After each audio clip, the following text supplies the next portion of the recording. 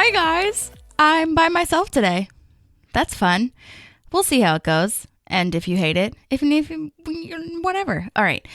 I don't know. I have a couple things to talk about, and then I might answer some of those questions, which will probably be depressing. The 36 questions to fall in love by myself, just because I think they're still really interesting to answer. And if anyone would care to listen or ask your partner about those questions, or your friends or your family or whatever, at least you have it and my context.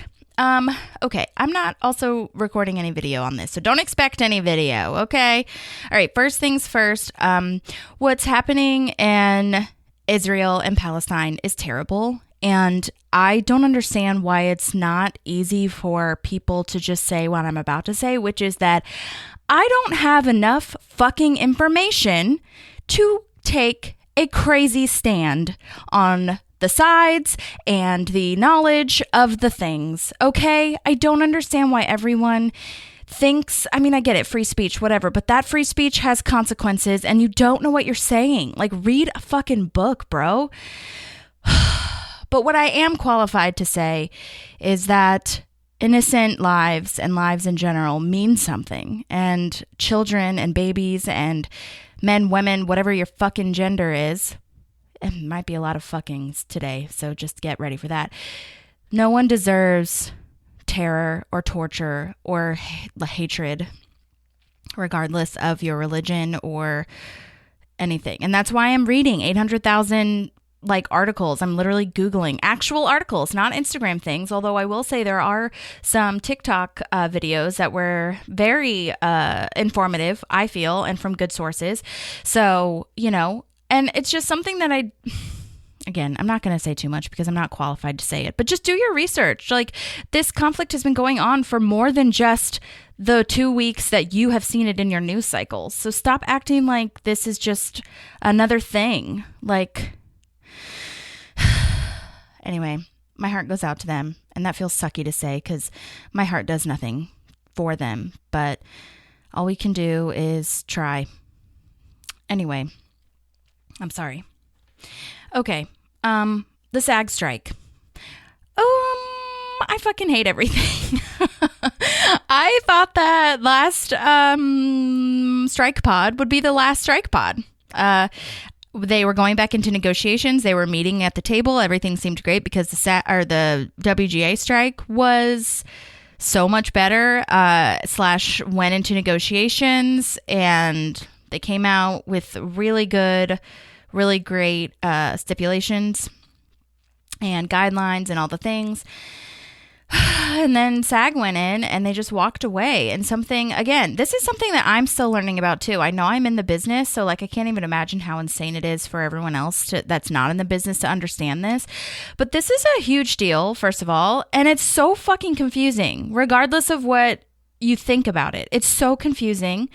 There are so many different contracts. There are so many different guidelines that we are trying to fix right now. And one of the biggest things that I've been seeing, and actor friends, please correct me or write in or whatever, but one of the biggest things I've seen is AI. I mean, we knew this, we know this. If you want the voice of Brad Pitt and, the face of Bradley Cooper, you can do that with, all of the different AI tools. And I'm not against AI. I want to make that clear. I think it's great as a tool. Oh, my air conditioning turned on. Should I turn it off? I'll turn it off. Anyway, I'm not opposed to AI as a tool. I think that everybody can use it. ChatGPT is great for certain things. I mean, it does scare me sometimes that it can be used for literally anything and nobody has to really learn anything. But, it can be used as a tool. And that's something that the writers got, where it can be used as a tool, but it needs to be approved to be used as the whole, structure, if you will. And I guess I'm just confused. Do people want to watch AI? Is that does it make sense from even an economical standpoint anyway? And the CEOs, I mean, not that they're logical anyway, they don't fucking care, but I'm just is that what everybody wants to watch, is AI? And even video games that are all AI have motion capture and the likeness of actual real people. So I'm just very confused about that. And it really reminds me, honestly, with how logical they have been, as in and they, I mean, the actors and the negotiating committee, with how logical they've been, it really reminds me of like, you know how when you go to your boss, and I'll tell my own story of this, but like, you know how you go to your boss and you're like, you have this either solution to something that's happening, and then they just shoot everything down, and you're just like, okay, well then why the fuck am I here? Or why the fuck did I even like try? You know what I mean? And so you either quit or you like suck it up and hate your life. And it's just like, so it doesn't make any sense. I mean, because it's not, I don't know, at this point, it doesn't even seem about money. It just seems about control and power over the human. You know what I mean?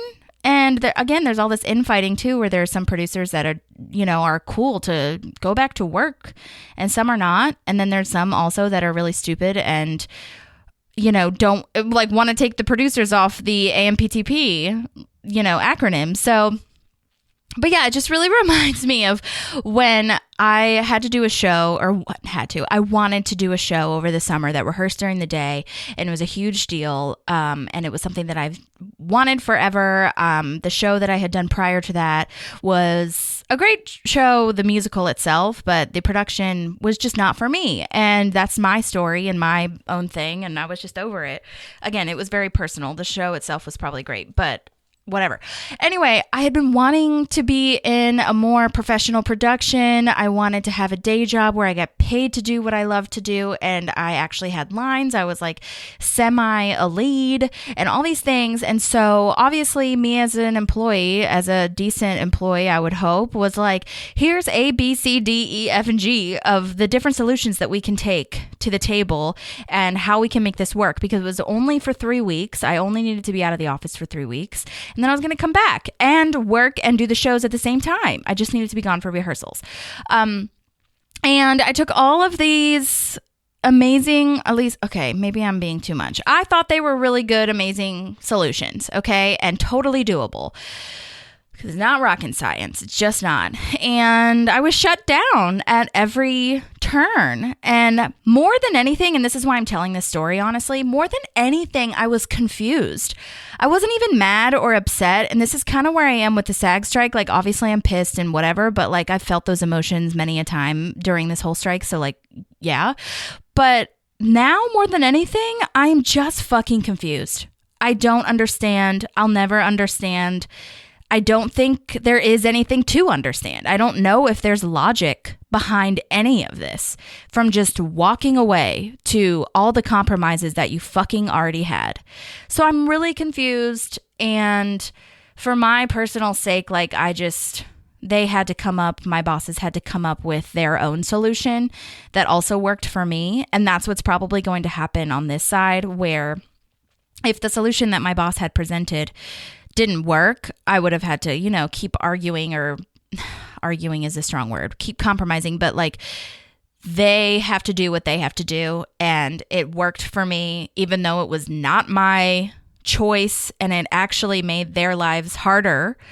But I mean, it worked. And also, I mean, I was prepared to quit. And that's really what they actors are willing to do right now. We're willing to, I don't want to say take a stand, because whatever, but that's true too. Like, I was willing to quit because I knew that what I presented would have worked. And that's kind of the equivalent in my head of what's happening now. Like, we know the consequences of what we're doing, and it's worth it. So I wonder if that's what's going to be similar here, where, I don't know, it's just not going to be our way. But it's going to be enough. And that's what we've wanted for, I think what the actors have wanted for since the beginning of time anyway, is just like something that is reasonable and that works for us, and not something that's taking advantage of the working actor. Because I mean, I still never will forget, like, when the strikes first started and people were so stupid, again, talking about shit they don't know. We're just like, oh, it's just rich people asking for more money. Like, read a book! Sorry, turn down your volume. I won't do that again. But no, that's literally 2% of actors, the regular working actors that you see on like commercials and random like TV shows, and the show that I, love, that I review every week, Still doing that, by the way, just not airing them. Those actors that play the townspeople and stuff are just regular working actors that are asking for fair wages. You know what I mean? And it's just like ridiculous that we can't have that. And the AI thing is so fucked. Like, I think I told you this already. I did a movie here in Nashville and I was scanned. We didn't sign anything and I haven't seen that movie come out yet. I'm sure it is, but I just haven't cared to look at it because it was the worst set I've ever been on in my entire fucking life, but whatever.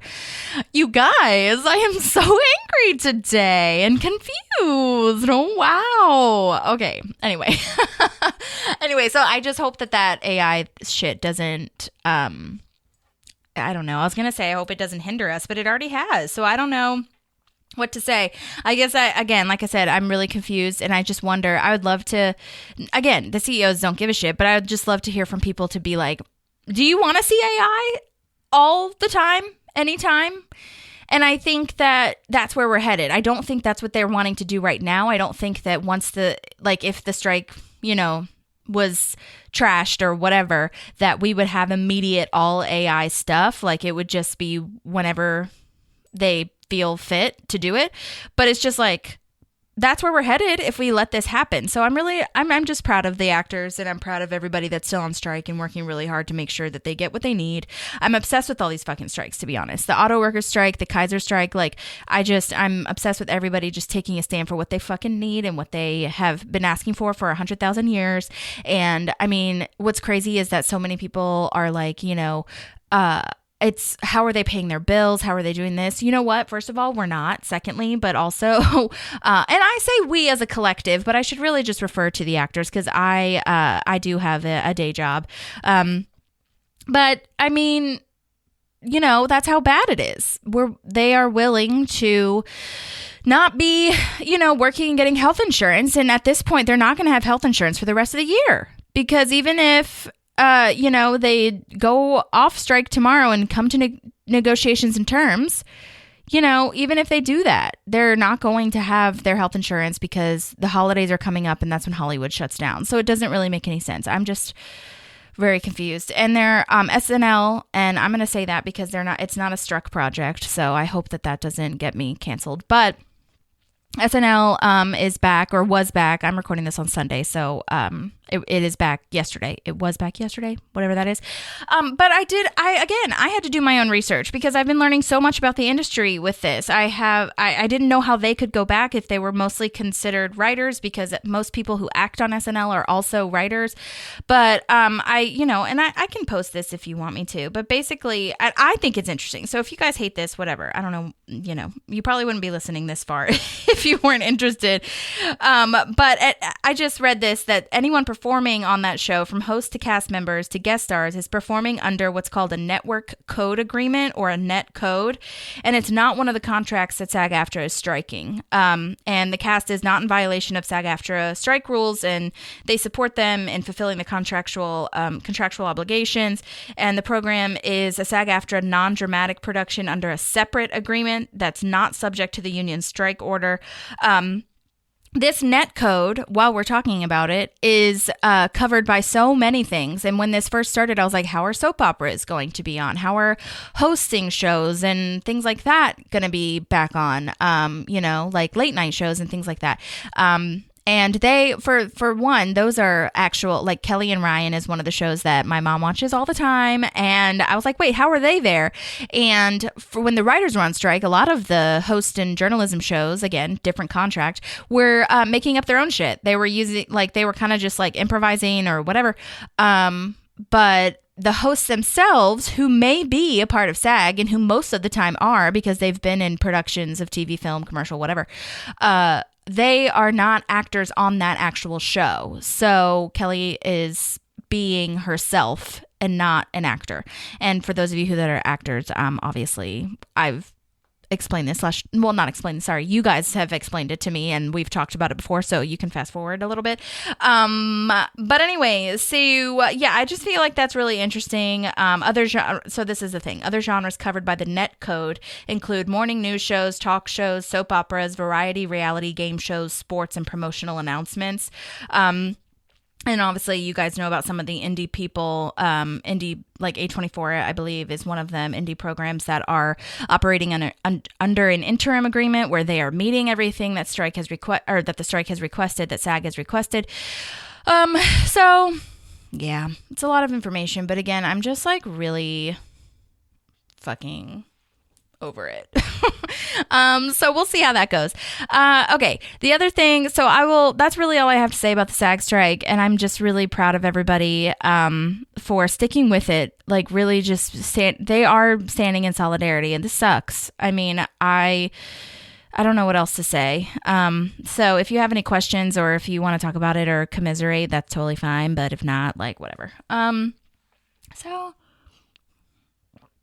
Yep, take a sip of coffee. Okay. I wanted to, I'm not going to talk for that much longer, but I did want to talk about the book that I'm reading right now. Oh my God. It is called The 7 Deadly Sins. It's called On Our Best Behavior, The 7 Deadly Sins and the Price Women Pay to Be Good. Oh my God, by Elise Locan. Oh shit, I don't know how to pronounce her name, but she's amazing and you should follow her on Instagram. I'll tag her, but she is amazing and I love it so much and I can talk about it all that I want because it's a book and not something else. Okay, so first of all, the 7 Deadly Sins are not even in the Bible. Wow. I did do my research and I looked that up after I read it because I was like, no. That's crazy. Obviously, the 10 Commandments are, whatever. But the 7 Deadly Sins were something that were actually started by a monk who was trying to put language to his feelings of like what he felt were sinful. And then the Catholic Church took that on. And that's one of the reasons why you go to confession and you pay to get to heaven so that, you can say, I've sinned. And I felt envious today. I felt X, Y, or Z today. And that's not even in the Bible. And I just think it's insane and amazing that they have recreated this rhetoric to be serving the church monetarily, by the way, not spiritually. And so that's really fascinating. But also, this book really talks about, in the first chapter especially, like the patriarchy from an academic standpoint, like no matter where you are with what you believe about feminism or whatever, it's still really interesting to see how, the patriarchy began from, just a learning standpoint and from a historical standpoint. It's really fascinating to me. So yeah, and it is interesting. I mean, this is why I struggle with the Bible because, Jesus didn't actually write the Bible. These are all accounts from other people. Like if he had written it, if it was his diary, sure, let's talk about it. But and they're all different. I mean, the Gospels are all different because they're told from different people. So that's where I struggle a lot with the Bible itself. And I'm just saying this as my experience, you guys. You can say whatever the fuck you want to say. It's fine. But you guys should really read that book because men, women, whoever should really read it. Maybe it's on audiobooks or something that will help you understand a little bit more. But it's really fascinating. And it talks about all the sins and how it's really impacted women, especially in our culture. Again, from I think an academic standpoint, she has so many different people that she's interviewed and she's researched these things with, actual academic studies. And I think it's just really important. So go follow her. She also has a podcast, so that's intriguing. I also really want to get into Ayurveda meditation / the lifestyle, so I've been doing a lot of research on that. So if anyone knows anything, let me know. And also, Elise, the one who wrote this book that I'm talking about, talks very much about doing like drugs and stuff to get that's the only way I know how to say it, but doing drugs and stuff to get into the idea of releasing your mind. She did the MDMA thing. I think that's what it's called, which is like the medical grade of ecstasy.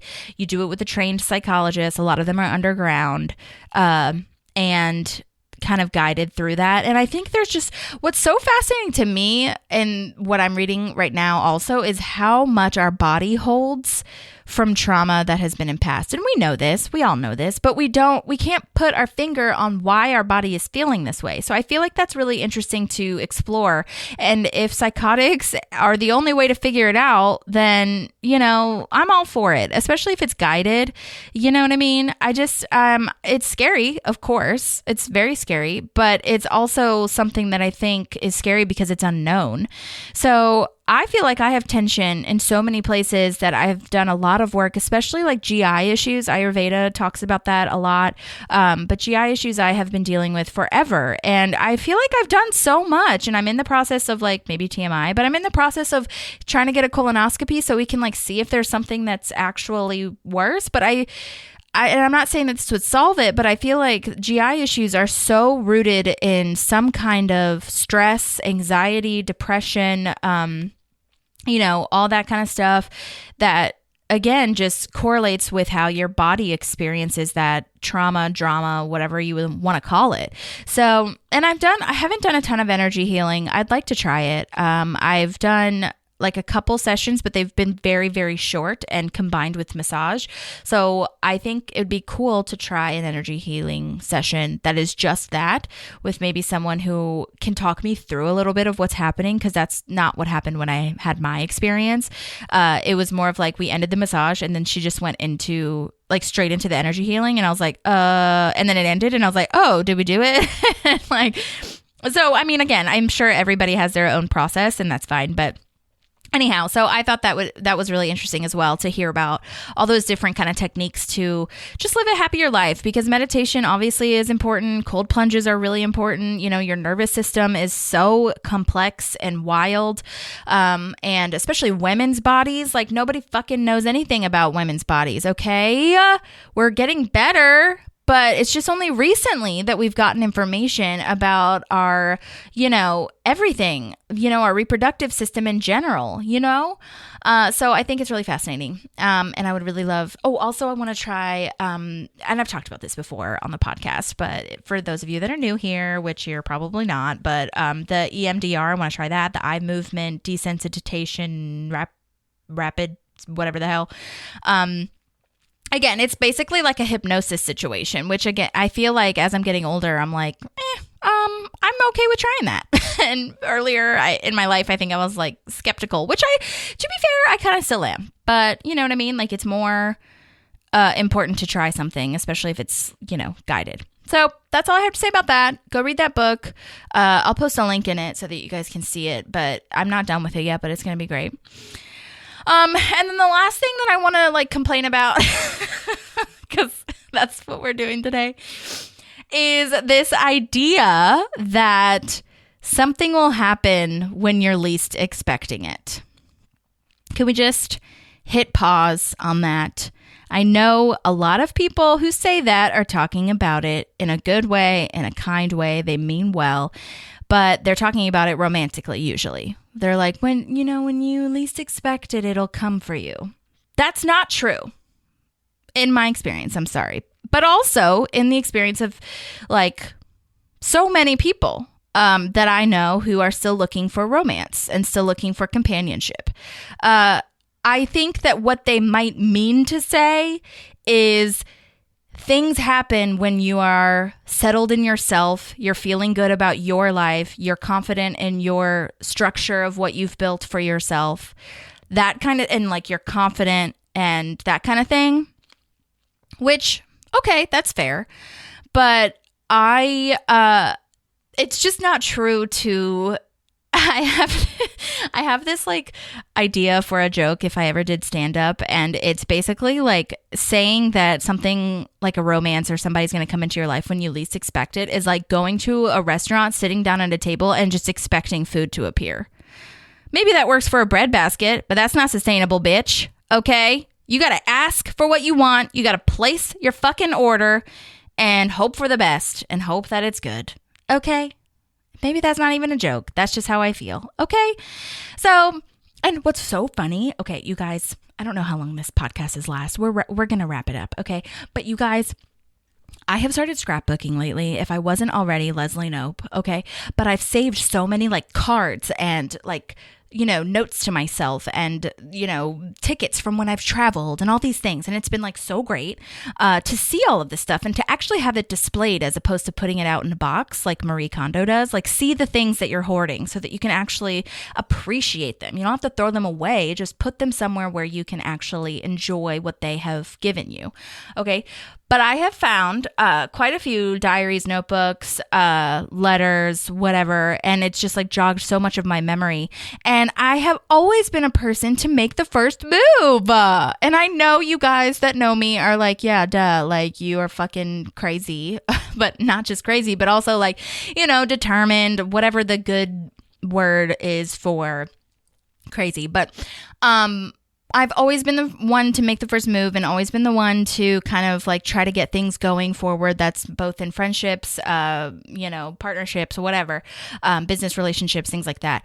And especially if I'm passionate about it, because I personally don't understand the point of, I always go back to Hamilton and Burr because I consider myself Hamilton, where I'm just like, God help and forgive me. I want to build something that's going to outlive me. And Burr's like, no, I'm just going to wait for it. I'm fine. Like, we're good. I'm good right now. And I just like cannot relate to that. So there was really no point in saying that. I think it was just really interesting and something that I invite you all to do, to maybe look back at your old journals and maybe see how far you've come, because I've always been hard on myself and I'm learning that more and more. But something that was just really interesting to me to see is that I have always been the one to kind of take the first stance and try harder, if that makes sense. And maybe I do need to have a little bit more balance about not doing that, blah, blah, blah, play the game a little bit more. But to me, if you're passionate and you like someone, whether that's friendship wise or romantically, like, I don't understand. Life is so short. Just fucking say it. I don't have to ask you to get married, and I never have done that. But like, is that a bad thing? Is that why I don't have the relationships that I'm wanting to have? Or is it because I just haven't met anyone on that level that does that? You know what I mean? Okay. That was, you know, something. But anyway, I just wanted to invite you guys also that if you do have that urge to say, you know, to someone that's single, it happens when you're least expecting it, blah, blah, blah. First of all, most people, nay, all people that say that to me are fucking married. So stop it. I know that means that you probably have had success. Okay. But no, that is not my experience, and stop it. Okay. No. I would just invite you to just, you know, think about what you say and maybe open it in a conversation. And I'm not saying I'm like annoyed, or, I mean, maybe I'm a little annoyed, but I'm not insulted or like mad about it, because I get that it's all just like a happy thing. You know what I mean? It's like they mean well, they don't mean any harm, and it's totally fine. Okay. I just want you to know that. Okay. Also, I wanted to rant about how, a certain company hasn't paid me for my renewal check, and now my for a commercial, and now my student loans they're not in jeopardy. They're doing fine. I just really thought that I'd be able to pay them off by the end of the year, and I just would really wish for everyone to have some good vibes that check gets sent soon, because one of the reasons that I picked up an extra job was so that I could pay off my student loans, but it's stressing me more than I think that it actually is, and I'm not working as often anyway, so it's like, am I really doing this for my loans, or is this like worth it kind of thing? And I'm just frustrated for everyone that has to pay student loans, but I was hoping that it would be done by the end of the year, and I just don't know, because especially for non-union people like myself, I mean, for SAG too, but for non-union people, it's really just a hurry up and wait situation. And I don't play that game, especially when it comes to money. So I've been a squeaky wheel, and I have been asking about it, because the usage rates, they are still using our pictures from our shoot on their website. They haven't posted any Instagram photos since like 3 weeks ago, which I think is when it was like officially up or whatever. But I'm not saying the company, calm down, everybody. I'm not doing that. I'm just saying, can you send some good vibes so that fucking money gets sent to both me and my agent, so that we can live our happy lives and I can be free of these loans. Also, I said it was going to be the last thing, but also I saw this TikTok that I shared with the character actors who have been on the Strike Pod. Hi, Chris and Mia, if you're listening. But I shared this thing that I knew, but it was nice to be reminded of. Did you know that when you're in a scarcity mindset, like funds, if you're, you know, really low on funds that week and you're just trying to survive, if you're trying to apply for jobs, and again, you're in a scarcity mindset where you're like, I need to get out of this job right now, I hate everything, you're only going off of your emotions for that reason, but also your IQ goes down when you are living in a scarcity mindset. There have been studies and research shown that when you are living in that survival mode so intensely, you are not able to make your decisions because you literally can't. Your brain is literally running off of your emotions and your feelings and not logic. So, and the way to combat that a lot is doing a lot of the things that we already talked about, like meditation, getting your nervous system right, whether that's like putting an ice cube on your face, which is really helpful, or taking that actual cold plunge, like journaling, all of the good stuff, whatever. But I just found that so fascinating because I think so many of us are feeling that. I mean, I am. Maybe it's just me, but I do know that a lot of people are feeling overwhelmed right now. I don't know if that's this season or what's happening, but it's this weird push and pull I feel too, where it's like we're feeling really overwhelmed because we're doing 800,000 things, but yet feeling stagnant at the same time. And so there's this like weird, ends of the magnet where you're like, but I'm doing 800,000 things. Why aren't things solved? Or why aren't things moving forward in a way that I wanted? You know what I mean?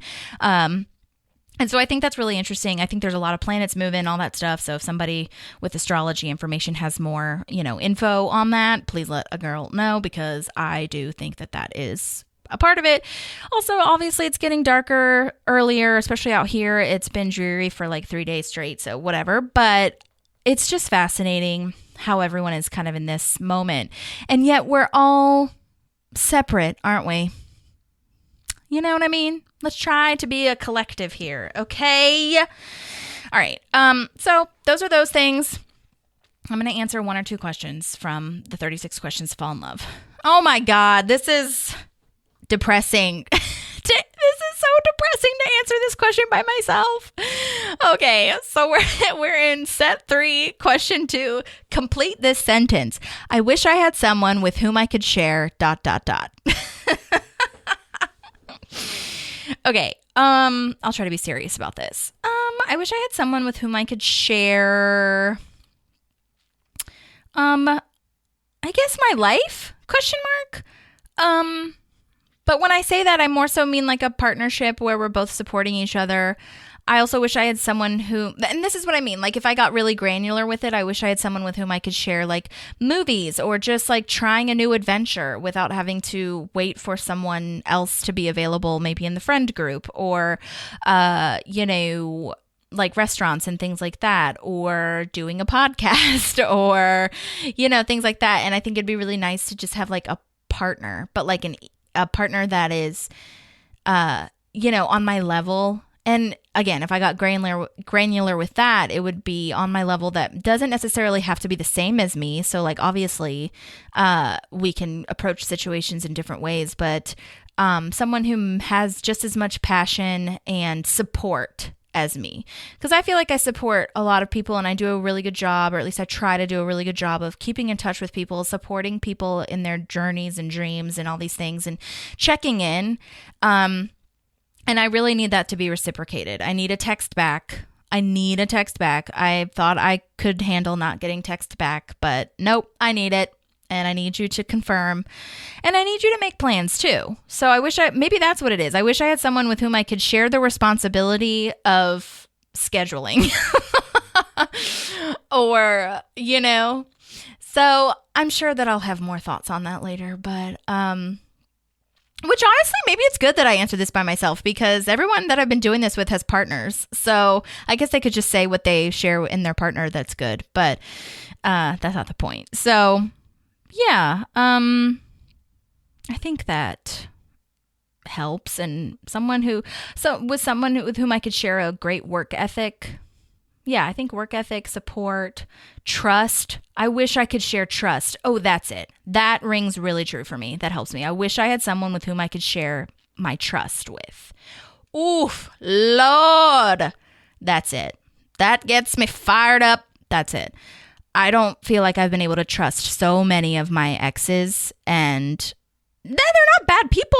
I just couldn't always depend on them. Sometimes that's with friendships too. I don't feel like a lot of the times, and maybe that is something I probably need to work on, but I want to be able to share trust and know that the reciprocity is there and that I can really depend on you. Okay. Little therapy by myself moment. All right, last question, and then I'm just going to wrap it up so this can be a short one for you. Okay, number 3. If you were going to become a close friend with your partner, please share what would be important for him or her to know. Well, didn't I say that kind of? All right. If I were going to become a close friend with your partner, please share. That's the same thing. Am I just going to repeat myself? I mean, the things that I'd like for them to know is that I struggle with trust. I have some trust issues because of my past, probably. I'm sensitive, but I'm also really hardworking / like tough at the same time, and stubborn. I'm stubborn as hell. I want to do what I can do to succeed, and not only succeed like, in societal views, but just succeed in my own view, which is sometimes even worse. I also think it's important for you to know that I love cats. And if you don't love cats, or if you're allergic to cats, it might not be a good fit, because I plan on having a cat sanctuary in some other life or this life. There is literally a cat out in my parking lot that I see, and it kind of looks like RJ. For those of you who know, Ruth Jolie, RJ is my one Oreo cat, and this cat outside that I see, I think it's a stray. And I call her or him or whoever like Rocky because I see her in the rocks all the time on the side of our parking lot. And also she's a tough bitch, I think, or tough dude, broad guy, whatever, non-binary cat maybe. And so I think about Rocky. But anyway, so yeah, know that about me, that I love cats. Also, you should probably know / have some like semblance of knowledge about Leslie Knope. And I know that sounds so fucking crazy, but at the same time, you know how you go to the hair cuttery place or your designer, your stylist, and you show them a picture of like the thing that you kind of want in like visually in your head? That's what I feel like I'd be doing by showing Leslie Knope to a future partner.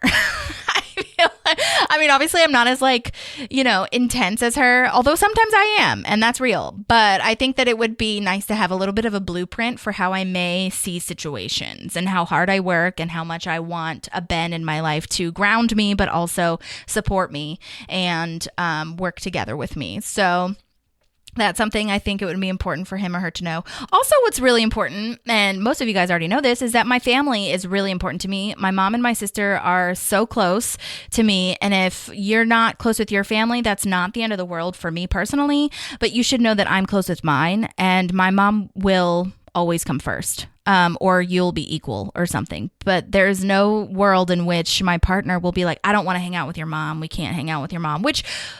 If you ever said that about my mom, like, fuck off, bro. Like, you don't even know anything. But, because no one would say that about her. But if that ever did happen, it wouldn't work. It just wouldn't be a fit. So, that's something you should know. And I love my brother-in-law as well. My dad and I have a tricky relationship, but we're doing better. So maybe you should know about that. And that's if I was to become a close friend. And again, you already said the texting thing, to be a close friend. And this is a thing. I am very careful with my language around friendships and love. I don't say love often. I don't say I love you often to people, even friends, because sometimes I just feel like it's empty. And so... And the reason I'm saying that is because this specifically says close friend. And that to me is different than friend with no close. You know what I mean? So if I was going to become a close friend, I think those are the things that you'd need to know. Also, you would probably know this already, but I'm a musician and an artist, and I'm sensitive, and I'm probably an Enneagram 4. So if that's important to you, whatever. But also, like, my music and my acting is really important to me. So, get on board with that. I love to read also. And if you don't respect reading, don't know what I can tell you. Also, oh my God, I'm going too far. I'll say a couple more things. But I think I covered what's important. But I have dated people that don't like to drink coffee, and it's tough. That's so stupid and dumb, but it is a thing. And sometimes they don't even respect me for drinking it. They're like, oh, you're getting coffee again. They don't say it that way. It just seems like that's how they feel. And they're just like so not open to trying like different drinks and things. And I'm just like, can you please just experience something? That's a small so insignificant thing, but it's real. Okay. Yeah, I think that's it. And also I really, that's it. No, I was going to add some other things, but no, you got it. Okay. Well, the next, let's see, I have 9. I have 9, questions left. And I think that it would be really fun to continue answering these questions. So hopefully there will be another strike pod where we can actually have this answered with other people. Because the next one is tell your partner what you like about them. Be very honest this time, saying things that you might not say to someone you've just met, which Sean and I did that one. Basically, of like give your partner a compliment, like who you're doing this with. First of all, I can't do that right now because I'm by myself. But secondly, like, wait, didn't we already answer that? I guess we would just say him again. Maybe I need a different person. I don't fucking know. But anyway, I think that's I think those are really cool answers for that, and something that I could answer. What's the next one? When did you last? I'm gonna still answer these with other people if they come on. When did you last cry in front of another person by yourself? Let me rephrase. In front of another person? ? By yourself? ? I last cried, I think, in front of my mom on FaceTime. I think that's the last time I cried. Yeah, because of this role that I didn't get in a show. And I was like, should I even do this show? Because I was so done. And, take this for what you will. But I was really just done with being an unpaid ensemble member who can do more. And these people, and I'm like, I don't know, I guess actors and artists might understand this more. But I think if I could relate it to the corporate world, and not that a lot of my friends are in the corporate world, but if I could relate it to that, it'd be like, why am I not getting promoted? Like, I can do so much more. I've been here. You've seen me work. The production team knew me. And that's just how it goes, especially in the art world. Like, it's not like, your resume means something, but it's not like it's going to guarantee another job. So I was just so deadened because, and to be completely honest, I saw who did get the role, and they were not prepared at the callback, and they were not good. And so that was another reason why I was like, I fucking practiced. I did everything I was supposed to do, and I still came up short. And it just really hurt me. So I just told myself that was going to be the last unpaid ensemble role, unless I like really love the show and I've never done it before and would love to do something new. So that was a cry moment. And then when I cried by myself, okay, this might be embarrassing or like sad, or crying is sad most of the time. But I woke up crying like twice in the last like 2 or 3 weeks. I had this like crazy dream where I was like super hurt in the dream by somebody, like where I thought they cared more than they did. And I woke up crying. And usually, like, you guys, I'm sure some of you guys have woken up like feeling sad or wanting to cry. And then you're just like, oh shit, what was that about? But this time, these last 2 times, I actually woke up and then continued crying tears. And so, yes, I understand I need to go to therapy. But also, like, I just know who I am, and I know what I'm about. I've been to therapy 100,000 times. Like, I know why I was sad. I know some reasons why that might have triggered it, and dreams are unconscious or subconscious coming to life. So, like, there's that, and I'm not ashamed of that. But it is interesting to say it out loud. So anyhow, all right. Well, I think we did it. My heart goes out to everybody that is struggling, whether that's, foreign entities and strikers in the world and people that are just feeling like, maybe not enough. Something's not happening. I don't know. Maybe I'm just projecting because I feel like I'm definitely in that thing where I'm just like, but it's not that bad, right? And it's not. But I feel like empty gratitude can only get you so far. I'm grateful for everything I've been given, and I'm grateful that I have this life. But, sometimes there is something more that you can reach for, and that is ambition, and that is kind of just how life goes. So I thank you all for sharing this time with me if you got this far, and if you are interested in coming on a strike pod, let me know. I need to fill up my roster. Or if you're interested in coming on the other show that I do about a certain show with Leslie Knope, and you watch that show Or even if you don't and you just want to analyze it with someone who does, it'd be really interesting to have those perspectives too. I know I probably talked really fast, so I hope that you can understand this. But yeah, thanks for being here with me if you're here. And leave a review if you haven't already. I really appreciate all the reviews and the love that we get. And thanks again, and have a good week. Have a good weekend. And this is me just inviting you to just do whatever the fuck feels better. You know? Okay. I'll talk to you soon. Bye.